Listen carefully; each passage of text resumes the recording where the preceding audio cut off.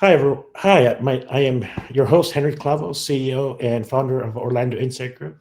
Each episode, we dive into real conversations with technology leaders and innovators and experts who are shaping the future of IT, data, and cybersecurity. Our goal is simple to give you practical insights, real world strategies, and expert perspective that you can use to drive smarter decisions and strong results for your business.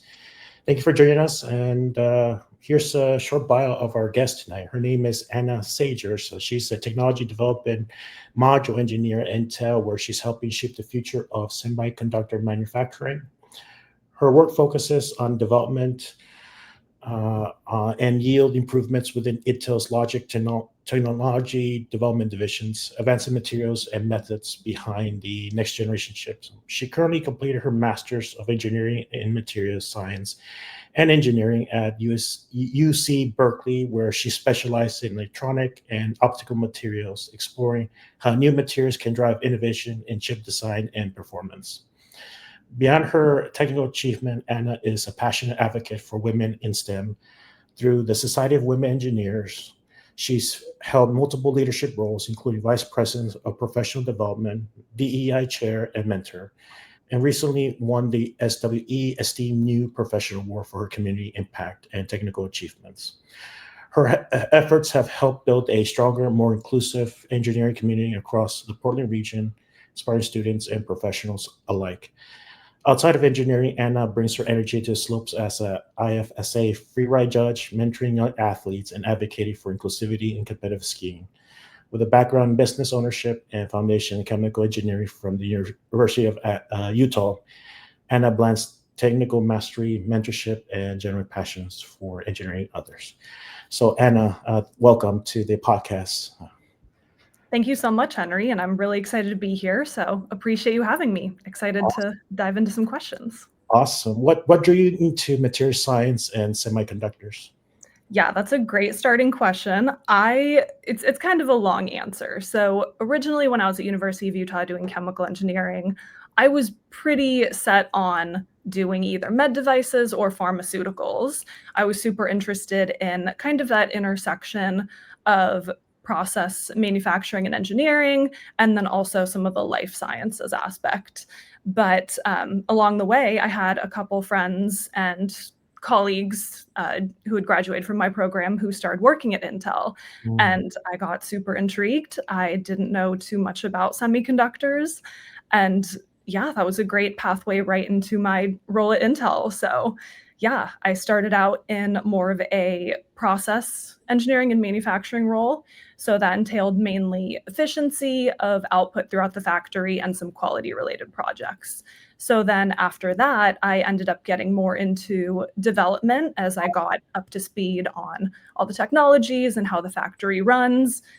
Also, the factory is called the fab, which is what I'll refer to it as for a lot of the time. Um, yeah, so once I became more of a senior engineer in a development role, that's when I started noticing how important that materials and material selection and behavior are for advancing the technology nodes. So that's how that came into play. That's amazing. It's whoever you associate with, they really make a difference in what direction you go, especially now that you're doing interesting technology work, and it's really relevant now in today's times, and especially in geopolitical uh, times right now. Um, you balance both hands-on engineering and leadership. How did those two paths begin to intersect for you?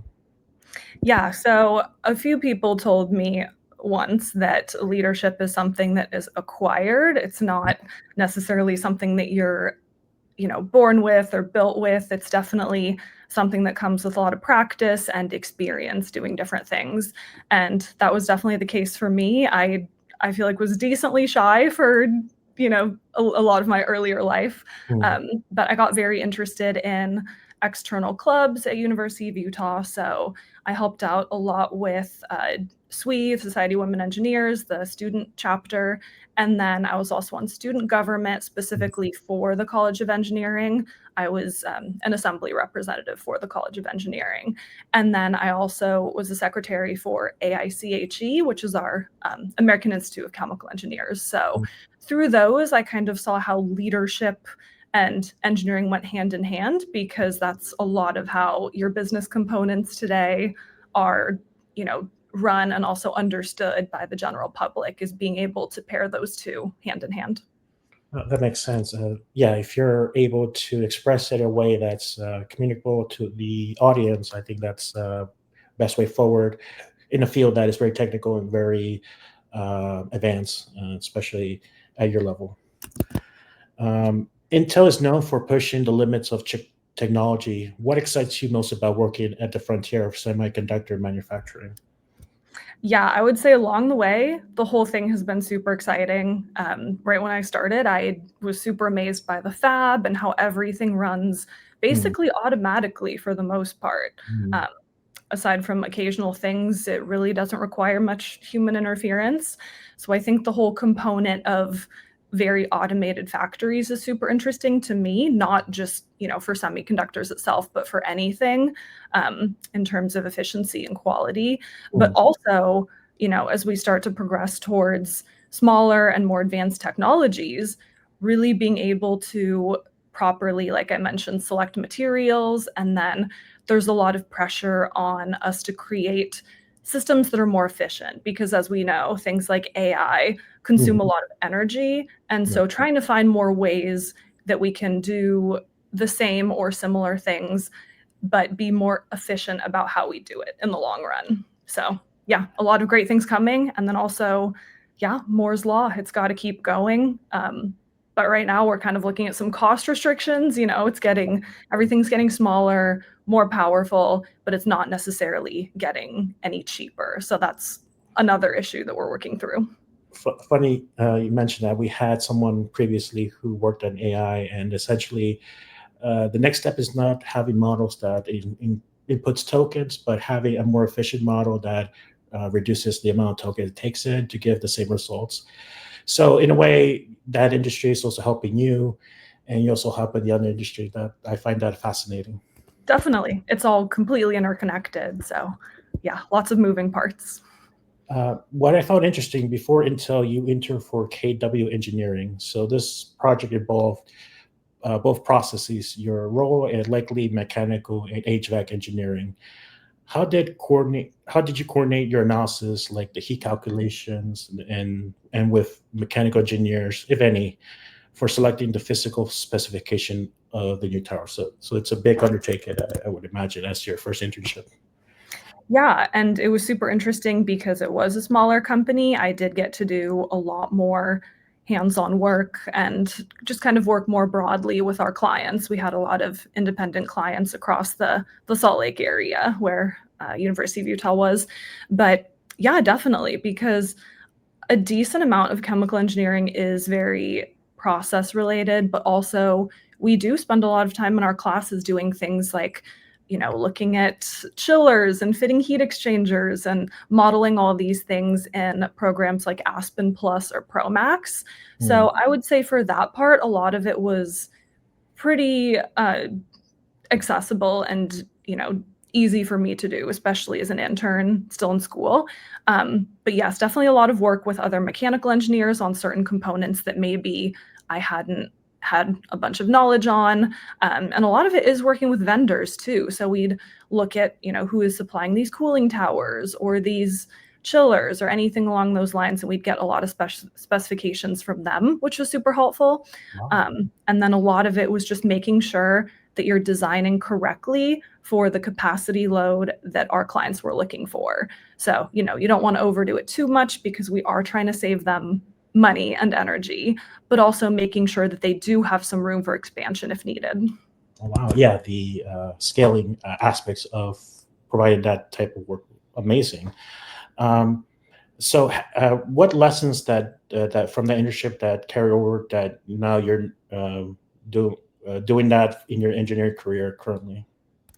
Yeah, I would say a lot of it, especially the customer part and the client relations part, Mm, is the way that I see it at my work now at Intel is all the other external groups that I work with, even though they are all within the same company, everyone does something slightly different. And so it's really important to be able to communicate with groups of people who might not be experts in what you're doing, but mm, to help them understand and be educated on the problem from a technical standpoint, but still maybe people from not a super technical background.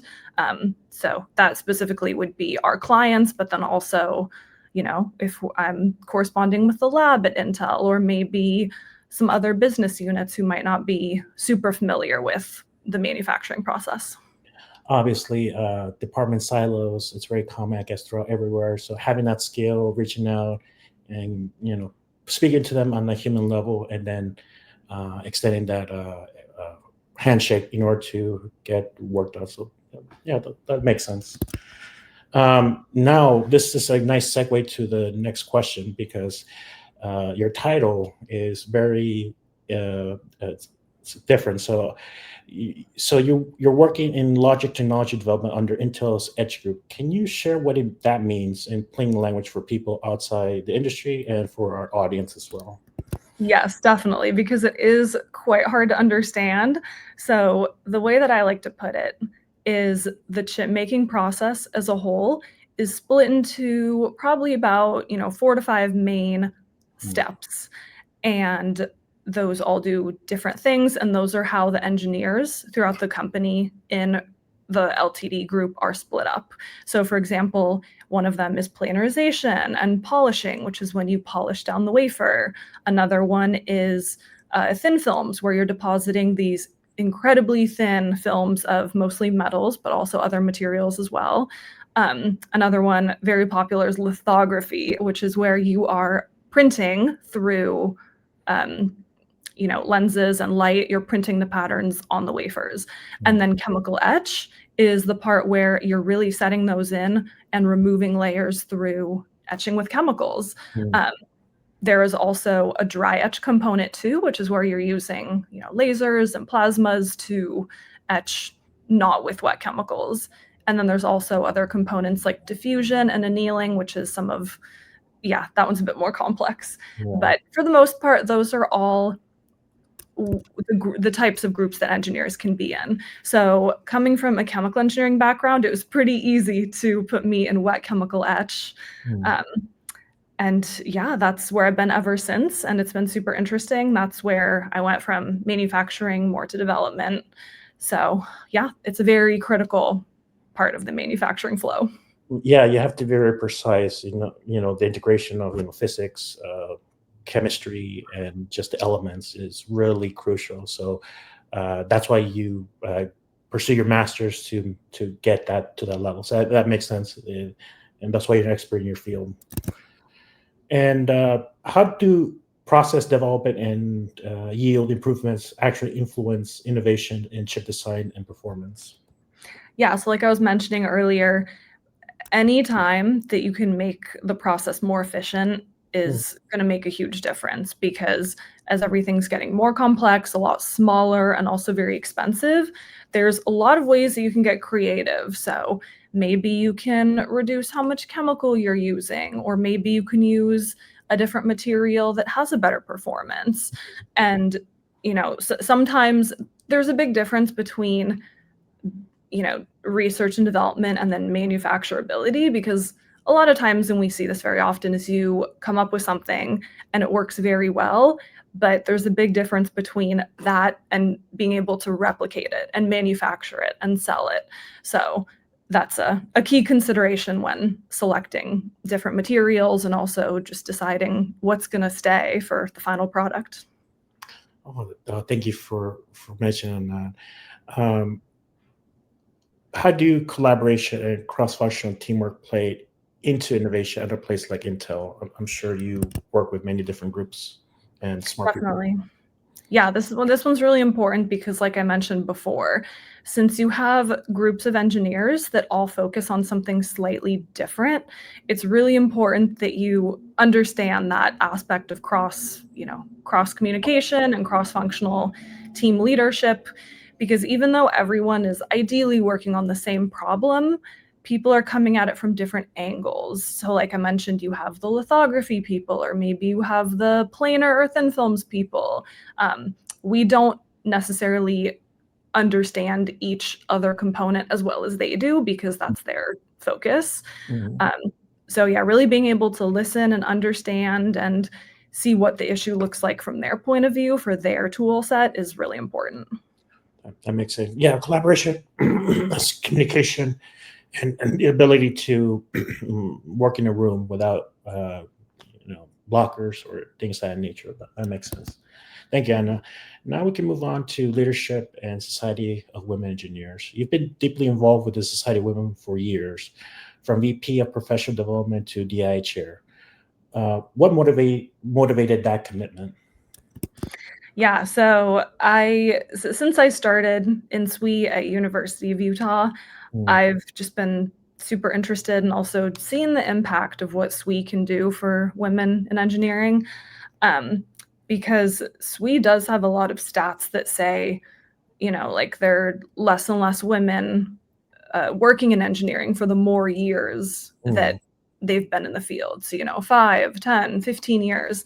And so it's really important to have a space for women and, anyone else to feel seen in engineering, mm, um, and just STEM fields in general. So, yeah, I was drawn by the inclusiveness and just the large community that SWE has. They have thousands of members worldwide. So mm, it's a really great network to be part of.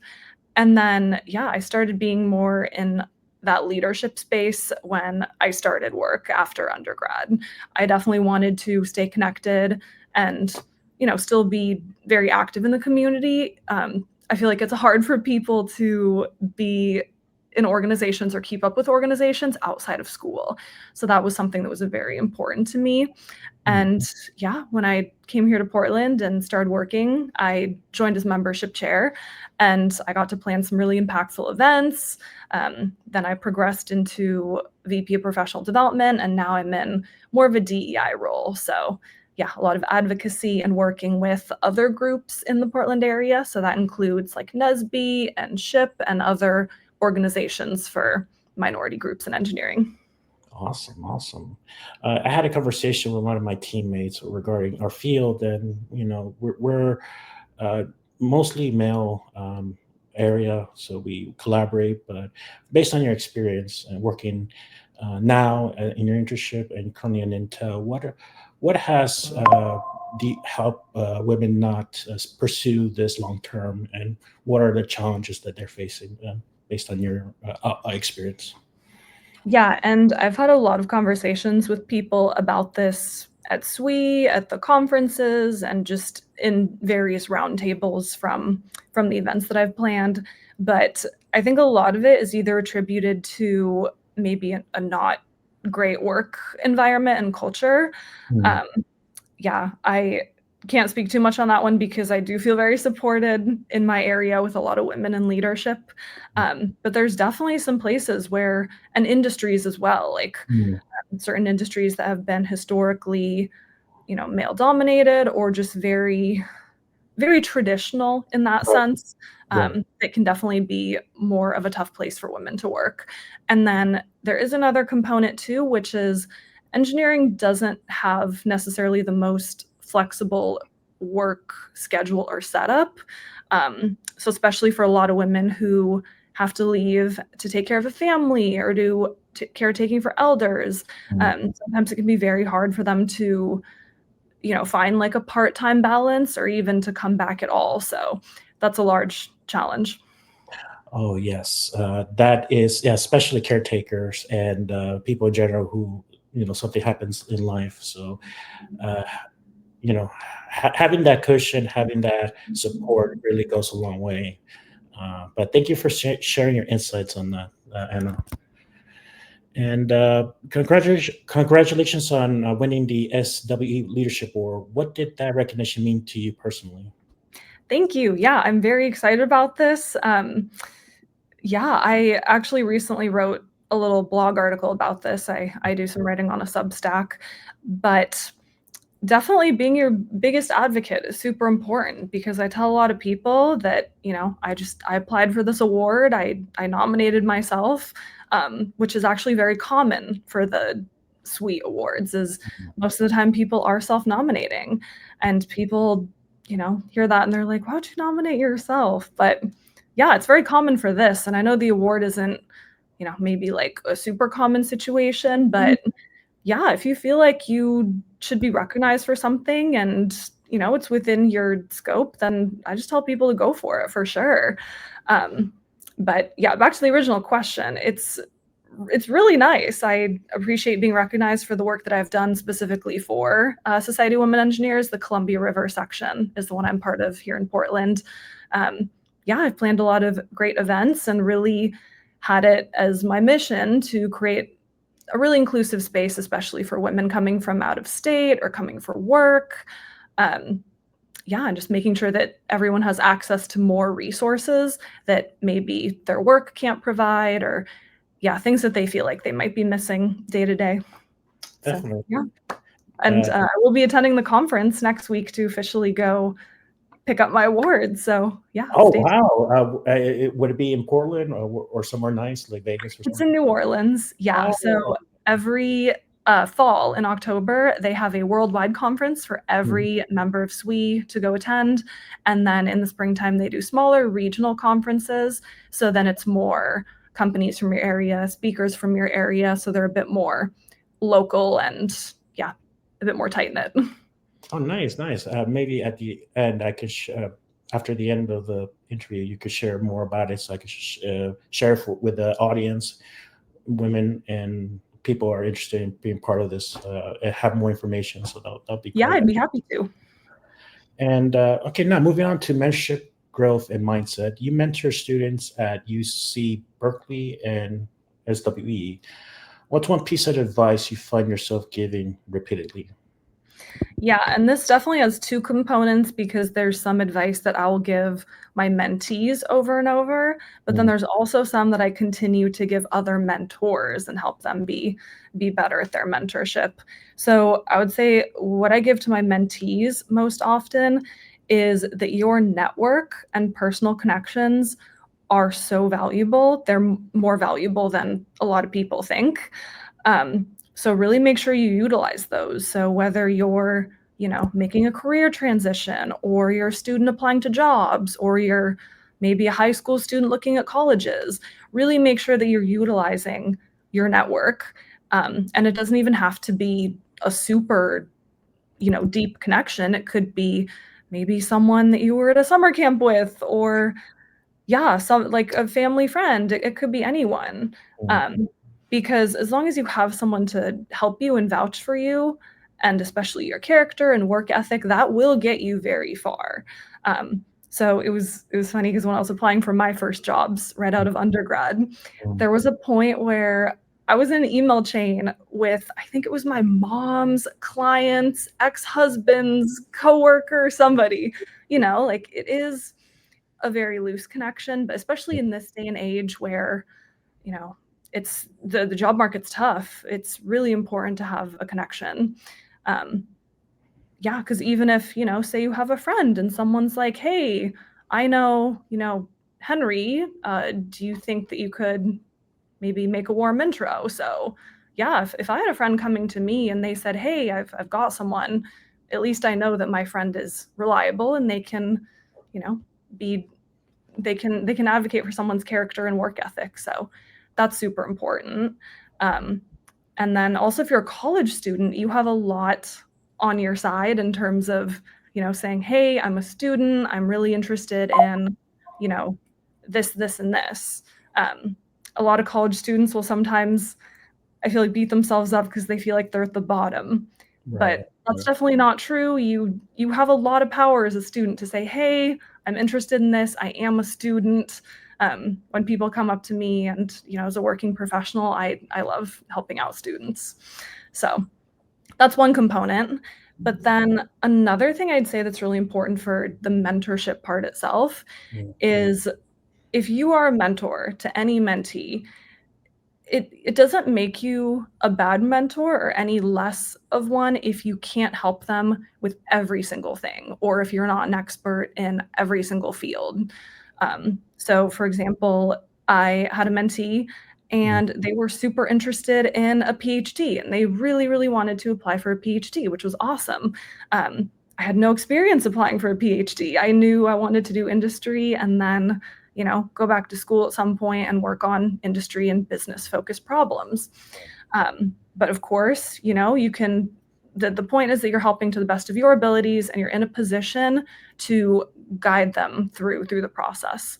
So, things like interview prep or resumes, or, just talking about long-term, what industry that they'd like to end up in after the PhD type thing. But then ultimately also ending the mentorship in a good way. For example, directing them to people who can help with some of those things that you can't help with. And that's a big part of it, is not everything has to come from you directly. So yeah, once I helped to the best of my abilities and the official mentorship program ended, I sent them contacts who had applied for PhDs multiple times and people who were, super familiar with that process. And yeah, I think that's one thing that a lot of mentors forget is, making sure that they have a connection with others and more of a network from you. That's another part of it. Wow. You remind me of somebody in the previous podcast that he's always engaging students, always involved in activities. And if there's any opportunities, he will forward them, he will help them apply.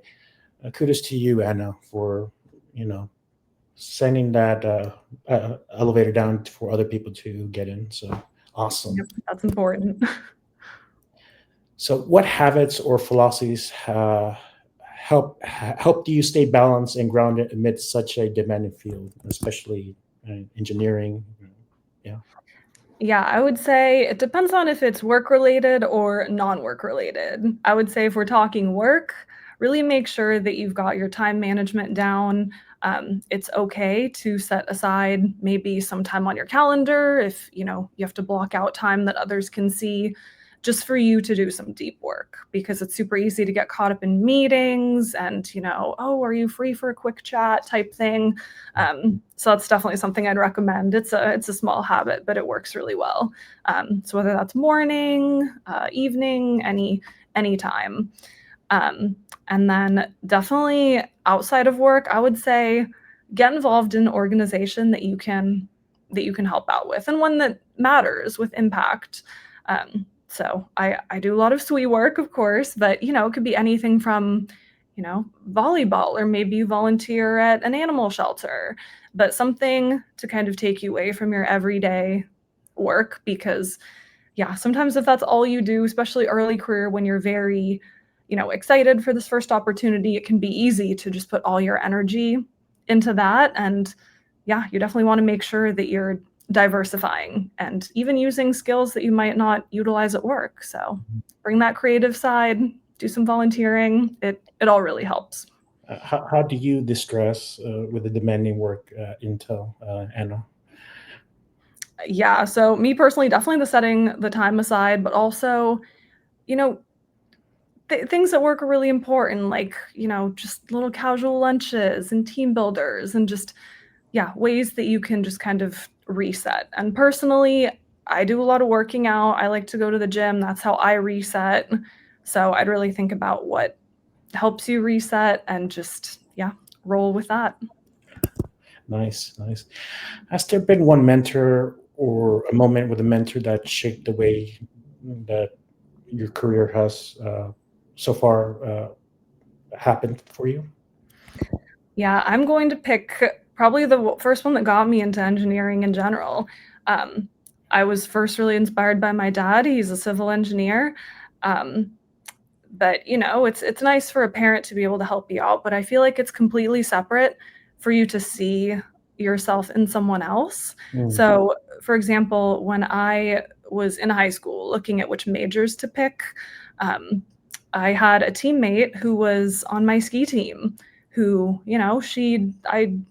I looked up to her in many ways. She was on my ski team. She was very active in just the community, and she was, yeah, she looked like me. I appreciated her. And so she did chemical engineering as well. And I hadn't heard of that before. And we bonded over a mutual interest of specifically organic chemistry, but also just, the importance of those two together, chemistry plus chemical engineering, which is, yeah, kind of a interesting little niche thing. So it's nice to have someone who, you can almost like see yourself in a few years. And so she really helped to get me into engineering. And Mm. then, of course, support from your fellow students, because once you all get, say into school or into work, a lot of similarities occur. So maybe we're inspired by a parent or a friend or, yeah, somebody. So that's really important, even though that's not, maybe say official mentorship, like you weren't like given a mentor, you still have someone who inspired you to do something. Oh yeah, I agree. Especially when someone is there to support you, pull you on, and make you move to the next level by uh, making things not easy for you. So that's a good thing to have. And what I found interesting, wow, you bonded over organic chemistry. I'm not a big fan of organic chemistry. It's very over my head, but that's interesting. Cool. Yeah, I liked organic chemistry, but P-chem or quantum chem, that was quite difficult. So Yeah. Okay, so I guess we can move on to when you think about the next decade of your career, what do you hope to build in both in technology and in the community that you're currently involved in? yeah, I would say, especially since I recently wrapped up school, um, working my way towards that more official management and technical type position, because you don't have to be labeled as a manager or somebody to be a technical leader. Um, so ideally, I could keep doing what I'm doing, being active in the community, being a leader at work, and then yeah, ideally I'd like to work up to that official position so I could, yeah, really start implementing more of that. Is a PhD in your future, pursuing that next level? Um, I don't think so, just because, yeah, I specifically picked my Berkeley program because of how it combined technical and leadership components. I was possibly considering an MBA, Mhm. although, yeah, I've heard some mixed things, but we'll see if that's in my future. So Oh, you have to come back and let us know how what path you took. That'll be interesting. definitely.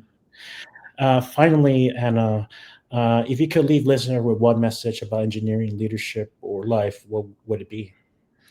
I would say everything's moving very fast. The world and innovations are all very complicated and moving quickly. So I always stress the importance of continuous learning. So whether you're doing a certificate or you're listening to a podcast or you're reading some kind of book, it's all super important. And definitely also stressing making your voice heard and just trying to be a leader um, in your industry or in your area, because many voices and many diverse voices really, help the innovations keep going. So that's what I would say. Perfect, perfect. And where could they find you if they want to reach out to you, Anna? I have a LinkedIn and an Instagram, and then I also have my Substack. It's annasager.substack or annasager@substack.com. I'll put it somewhere. Um, yeah, so Awesome. you can find me there. I'm the only person with my name, so I'm pretty easy to find. I do post some different blog articles on my Substack as well as a personal portfolio. So yeah, definitely stay tuned for some more articles from me. Oh, definitely. I will share it with our audience on their next LinkedIn post once this is posted, and they'll learn more about you. So, Anna, thank you so much for being part of the podcast. We learned so much about you, about leadership, and your expertise. We look forward to hear from more from you in the future. Please come back and let us know how it went. Thank you so much. I really appreciate it. No problem. Well, thank you everyone for being part of the Orlando Inside podcast. If you want to like, subscribe, and join our LinkedIn channel for more episodes like this, please sign up. You have a good evening and take care.